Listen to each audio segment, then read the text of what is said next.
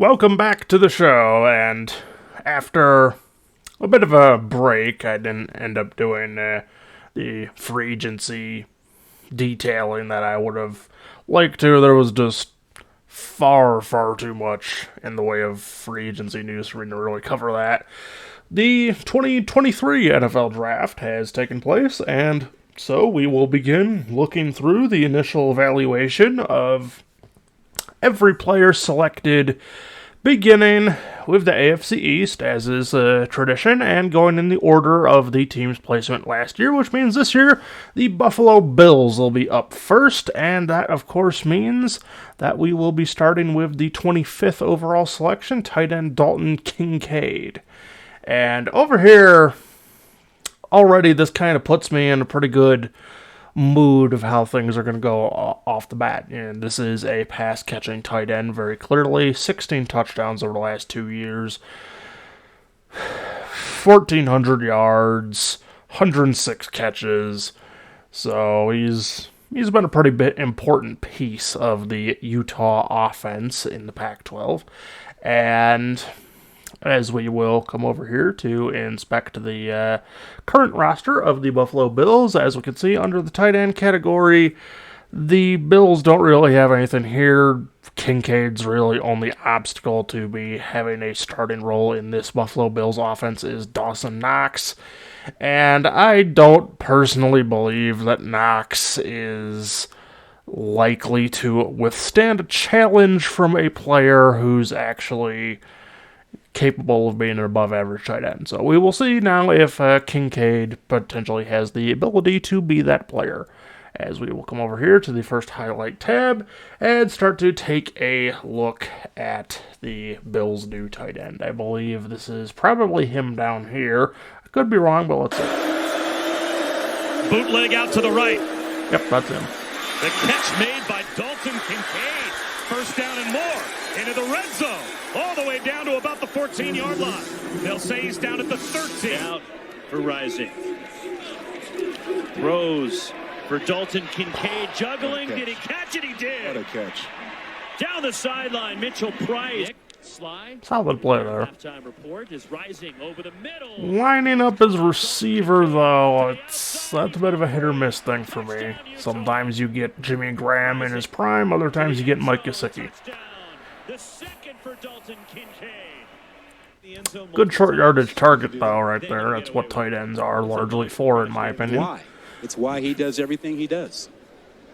Across the middle and a wide open target caught, upended. That's Kincaid inside the 5. It'll be first and goal hop there for Utah. Detail were two things he really touched on with us when we spoke to him this week. Mekhi Bernard in the game, and here's a flea flicker, Rising with a ton of time, got a receiver wide open, and it's caught for a touchdown. Hate to see that happen to my home college, but not like the Sun Devils are any good. 3 tight ends on the field. And Glover, the running back, play action on the boot, Rising, throws into the end zone. It's risky pass, but good catch. Kincaid with the That is a good job of saving your quarterback from a badly thrown ball.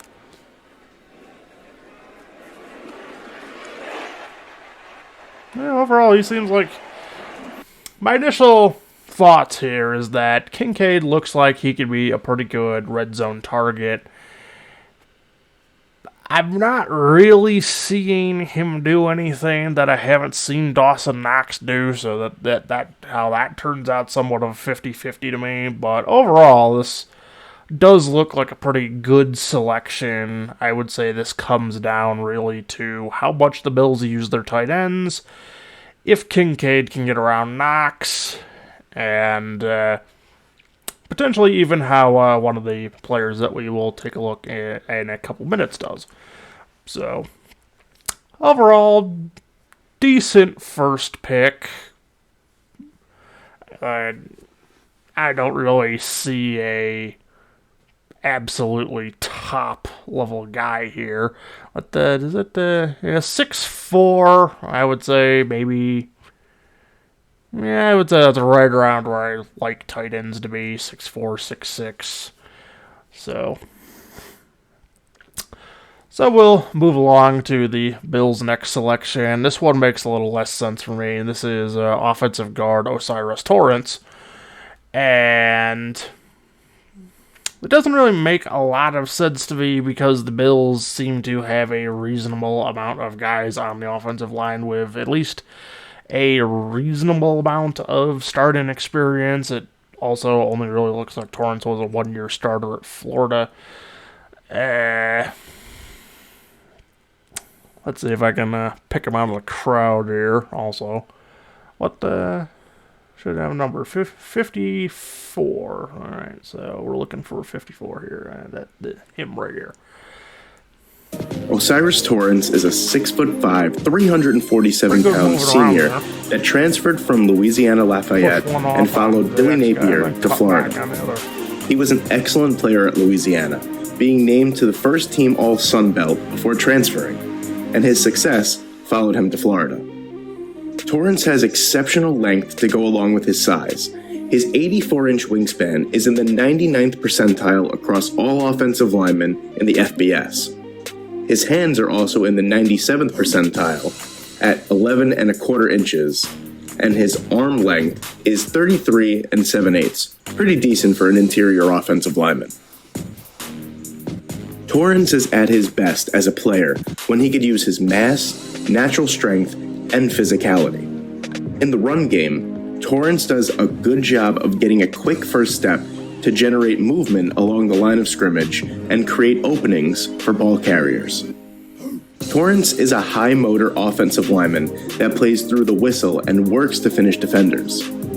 Torrence takes pride in physically dominating his opposition, consistently attempting to pancake his opponents into the ground. In pass protection, Torrence does a good job of using his strength to stop defenders in their pass rush. Torrance's natural strength comes out when handling the bull rush, and shows to have the lower body strength to anchor down on defenders, stopping them from getting any penetration into the pocket. Torrance's eagerness and aggressiveness gives him the upper hand while blocking in pass protection. It allows him to stay on the balls of his feet and not get knocked back on skates. There are, of course, some areas of improvement for O'Cyrus Torrence. To start, while being aggressive, sometimes Torrence loses technique and will approach defenders with his head down, which allows for defenders to easily evade him. There are some issues with Torrence in terms of pass protection. On tape, it appears he lacks the quickness to react well enough to twists and stuns, not effectively picking them up. Torrence also fails to consistently move his feet while engaged. When Torrence is engaged, he will plant his feet in the ground and look to defeat defenders by using his massive upper body strength and throw them to the ground, which, of course, could lead to holding penalties. When defenders attack Torrance's edges, his lack of lateral agility shows and could lead to him giving up pressures or committing unnecessary penalties. These can be easily cleaned up with pro-level coaching. Yeah, he basically says it right there. Those are significant problems, but I would feel that at this point the Bills are at least moderately well coached. So any problems there should be nipped in the butt pretty quickly. So overall, from what I can see here, even with the flaws, this is an effective blocker that is going to do pretty well for the Buffalo Bills running game when he's on the field, assuming that he's a early starter. This could be a guy who's on the field immediately, or he could be one of those guys that we look at him 5 years later and it's in his 5th year that he's becoming a starter, and can't really judge a guy then because he hasn't really been on the field till that final year. But one other benefit I do see here is that that final year in Florida, you have Anthony Richardson for a quarterback. He's a pretty, from what I've seen of him, he is already a pretty good scrambling quarterback. And this is something that Josh Allen also shares. So you are getting an offensive lineman that knows how to block for a quarterback that is shifting around in the back there. You've You know, you can't just let the defender go because he's now not trying to get through you. He's trying to disengage to chase the quarterback. You know, you've got to maintain that block without penalties. So this one's an interesting one for me because, like I say, we'll come back over here and we'll take a little bit at the offensive linemen. Most of these guys here that are labeled under guard, they have at least like 15 to 20 games started in the NFL. That doesn't necessarily mean that they're better than Torrence. I'm not saying that at all. But it does mean that they have experience, that these guys could be ones that the Bills are more likely to start over a rookie. Even I believe a second rounder, I believe he was. Yes, second round. Even over a second round rookie. So we'll keep an eye on this one. It's a little confusing for me right now, but maybe that's just because I tend to place games started as one of those statistics of importance, because that's really the only statistic that I have readily available to me in terms of offensive linemen. There's only like 2 websites that give any sort of stats like sacks given up, penalties, and all that good shit that you don't gotta pay for, and I'm not about to have 30 fucking tabs of PFP open, so. So, moving along to the third selection, we have Tulane linebacker Dorian Williams, and I believe that this one was significant because I believe that another Tulane player was picked earlier in the draft, and they mentioned on ESPN something like that was the first time in the history of the NFL draft that 2 players from Tulane have gone inside the first 3 rounds in one draft. That should tell you a little something about where Tulane has been up until recently. But now we'll come over here, take a little look at Dorian Williams' stat line before we go any further. Tulane, there we go. Now, this is a nice stat line, really. This is what I want to see from an inside/middle linebacker. That 2021 year, not as much. You know, that dip to 73 tackles, only 3 for loss, 1 sack. You know, I want to see a little more than that, obviously. But the 2020-2022 campaigns, 97 tackles, 15.5 for loss, 3.5 sacks. 2022, 132 tackles, 8.5 for loss, 5 sacks, 2 interceptions. 7 pass deflections. This guy was really starting to settle. Looks like he was starting to really settle in as a linebacker, and the Bills' middle linebacker position's fucking wide open. Tremaine Edmonds was allowed to walk, so Dorian's only real competition at this spot's A.J. Klein, and Klein hasn't put up anything even remotely resembling a quality backup production in, like, 4 or 5 seasons now, so I think it's safe to say that Dorian Williams should probably be the starter, barring any sort of like injury or massive inability to perform at the NFL level. So here we go. Like a 1-2 punch, an A-B back. On third down, intercepted. Well Dorian read. Williams picked it off. Had that one pretty much all the way. Inside the 30 he goes. Wilkie goes under center, and they throw Gore to the Pretty ground. solid penetration Dorian on the Williams line. used the second effort Probably to not going to get that finish sort that of game thing off. in the NFL. So This is have to Gore work again, a and he's little met by more a for host that these. time. It's Gore. He's pulled down. Dorian Williams with some help from Nick Anderson. Third down and 15 as the clock continues to roll. Blitz coming, picked up initially. Good and job down goes not giving two. up on that play. There's I can give you some scheme. guys I've seen that I can just tell you lie what to there do, but I and, can't coach effort. This is an effort set. quit on Watch number that. 2. Better quarterbacks would probably throw the ball instead of eat the sack. They'll run it but, again.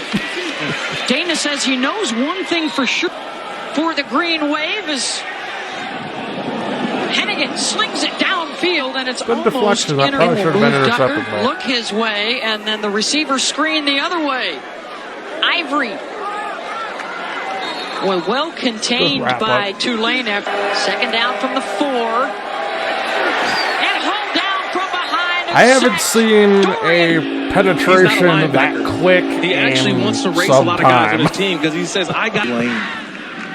Blitz a quarterback. Showing pressure here. Time, plenty of time for Prater. Through the progression and intercepted. Imagine to a family member that interception that's wearing his jersey number, but nice job with the eyes of just reading on Thompson a little bit too long, and it results off his hand. So my only real concern here is the fact he's coming out of Tulane. Tulane is not really a notable program when it comes to football. That's, as far as I'm aware, not really in a particularly good conference either, so my only real concern about Dorian Williams is how he will handle the step up to the NFL level of competition. You know, sometimes you get guys that are from absolute nowhere colleges that turn out really good when they didn't look like they probably should have. Then you've got guys that come out of good programs, look great their whole careers, and then they don't do anything but sit on the bench their whole damn NFL career. So it's kind of a take that concern with a grain of salt. I'm not saying he's going to be bad. He looks pretty damn good. But it's just, the NFL is different from college in terms of the level of competition. The lower down you are on that college competition poll, the harder it is for you to make it in the NFL. So we'll see what happens there. Next, we have wide receiver Justin Shorter. And I'm not really sold that this guy's going to be an important piece because, you've got Stephon Diggs, Gabriel Davis, this two tight end march they're going with. And you've got some guys that have at least shown some ability to potentially make a play or two, like I think it's Khalil Shakir here. Yeah, he had only 161 yards as a rookie, but, it's still something that you've got to contend with when you're coming in as a fifth-round rookie receiver. So, come over here, and right away, I kind of see this as a bit of a reach on Buffalo. I don't really see a need to spend a fifth-round pick on this guy. Yeah, obviously, I'm not, privy to any sort of backroom discussions. Maybe some other team was going to pick this guy. They wanted him, but fifth round, this stat line, this says more undrafted, and they just took the flyer just to kind of make sure they'd get him. It's one of those, you want to take the flyer on him, but you don't want someone else picking him up in undrafted free agency, so that's how I kind of see this pick. But we'll go over here for what limited highlights that he has available, and we'll see if maybe there's something kind of hidden here that the stats don't show. The play action bootleg again for Richardson. Kentucky all night long in the trenches. Hit that one and second and 8. Richardson on the slant gets down the road. Third down and 10. They bring pressure, gets rid of it to the outside and complete. And that plane was very much lobbed to the sideline. What a grab! And a quick slant and a first down. Good for these little short slants with Shia McKenzie now gone. This might be his role in the Bills, maybe taking over for where McKenzie was, but I don't really see anything so far. There's not a great amount of control when the ball hits his hands. He's not really good at turning and running, it seems. Richardson gonna go deep. And that's a bit on the quarterback. If you hit that in stride, that's a touchdown all the way. That's about as wide. Richardson going deep down the middle. Got it to Shorter. The free a little better safety there. is But, way in the middle of the field back here. I think that's him. No, the other side. There's two of them. And the ball's floating and floating and floating, and he just can't get there. Richardson loads it. Fires. Got a man wide open at midfield. Shorter. Nah.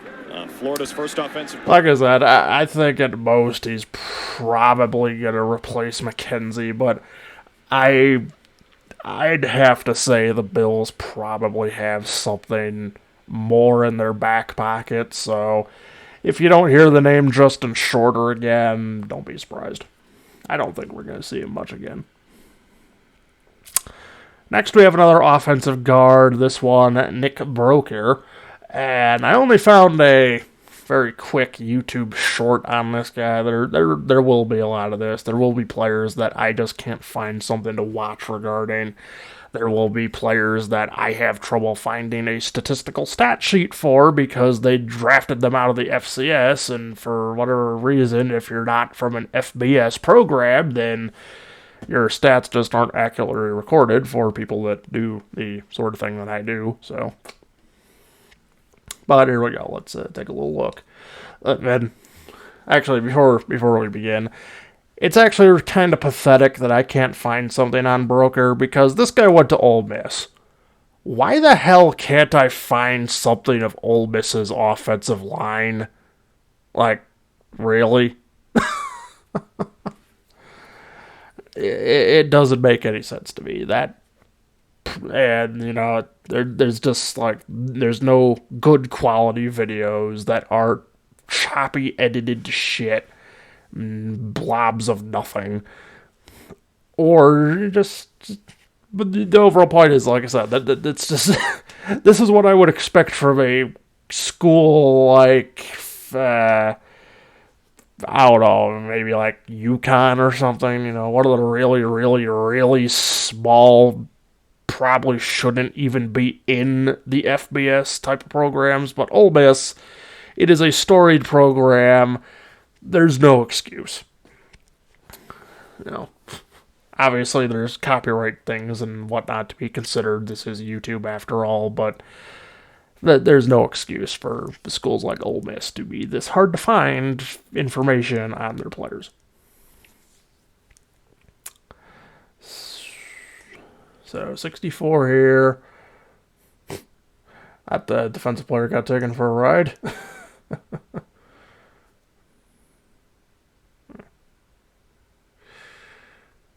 That probably would have been a hold, I would say. That one probably would have been two.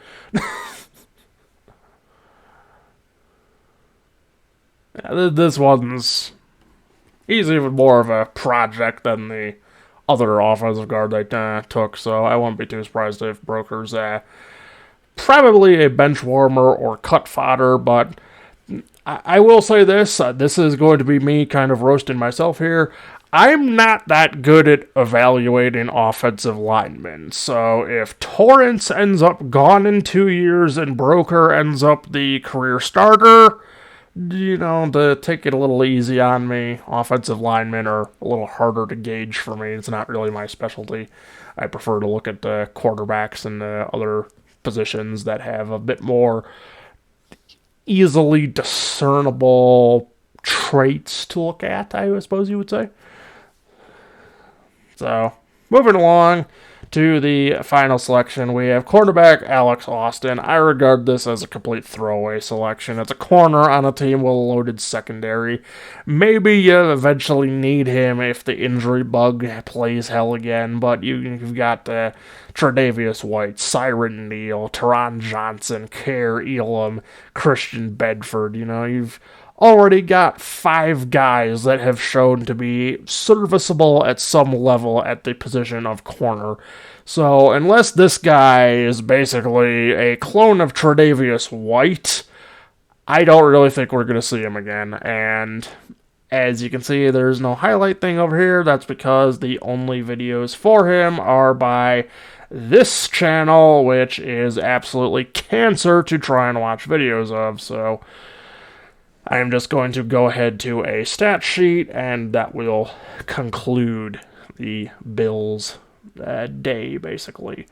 So, right off the bat, we've got a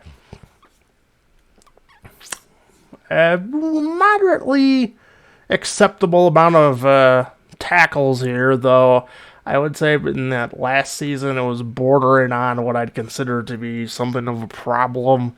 I will about 55 to 60 tackles is my line where I start to kind of look at it as are you good at finding the ball, or is the guy you're covering catching the ball a lot and making you have to make plays? So it's kind of an iffy one to me. Not very good in the hands category. 4 interceptions. A lot more pass deflections than interceptions. Something that I always hate seeing. You know, if you're getting 17 pass deflections over the course of 2 years, I would like the interception number to be probably 3 or 4 plus per season. So like I said, I'd consider this as a bit of a throwaway selection. I don't really see this one going anywhere. So that is this 2023 Buffalo Bills class. I would say, it's a little hard for me to judge this one. This is one of those weird ones that I see potential in the top half, but it's kind of iffy potential. And I know the bottom end's probably going to drag it down, so if the top end underperforms, this turns into a really bad class. So I'll go ahead and stick probably about a B- on this one. And I think Kincaid, Torrance, and Williams should be contributors, but the potential for them to not pan out is there. And then you consider the last 3 selections from day 3 where Buffalo did something that a contender should never do, and that is disregard day 3. You can get really, really good players on day 3. You know, the greatest quarterback of all time. That's pretty much the first one that comes to mind for a Patriots fan, and really probably countless other fans that never were fans of the Patriots or the Buccaneers that just understand that, yeah, it's not common, but you should pay attention on day 3 because you can still get these really good players. And the Bills just don't seem to do that. They just kind of cash it in on the first 2 days and then fall asleep in the last 4 rounds. So that is going to do it for today, though. I will now be resuming a more regular upload schedule as I wade through the 2023 NFL Draft, and tomorrow we will be doing the Miami Dolphins. So, like the video, hit the notification bell to see when I upload, subscribe to the channel, follow me on Twitter, all the good stuff, and I will see you tomorrow.